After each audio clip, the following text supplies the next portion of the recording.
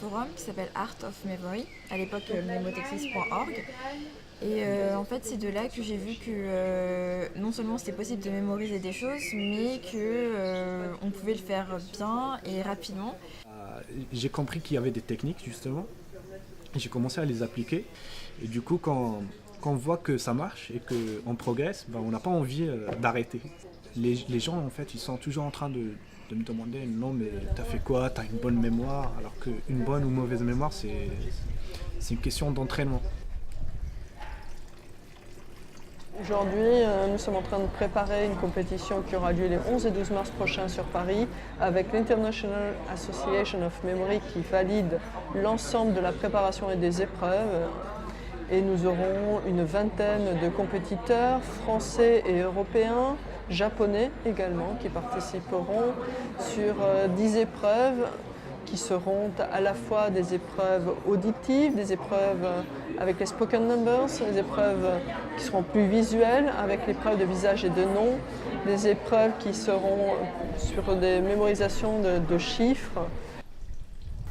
Pouvons-nous maîtriser notre mémoire? Imaginez que l'on vous présente 52 cartes à jouer dans un certain ordre, et que l'on vous demande de mémoriser mentalement cet ordre et de le restituer verbalement. Le paradoxe réside dans le fait que certaines techniques de mémorisation découvertes dès l'Antiquité ont été largement oubliées au fil du temps. Françoise-Marie Thuillier est présidente d'Ars Memoria. De quoi s'agit-il et comment ça fonctionne? C'est de se construire des chemins en fait dans sa tête et un certain nombre de lieux que l'on parcourt et que l'on connaît donc par cœur, dans lesquels on peut marcher dans sa tête.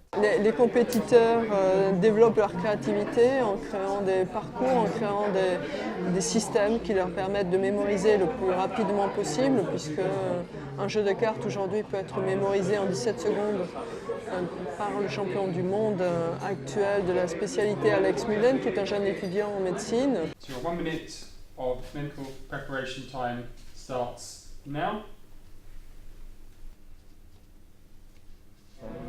C'est-à-dire qu'à partir de cette année, je pense que nous aurons une formidable équipe de France qui concourra aussi beaucoup plus fréquemment à l'étranger, puisque depuis quelques années, nous avons des Français comme Sébastien Martinez qui ont participé à des compétitions en Italie, en Espagne, Joël Lissardi qui a participé au championnat du monde 2015 en Chine, et nous aurons beaucoup plus de Français qui viendront là en compétition cette année disputer son titre à Sébastien.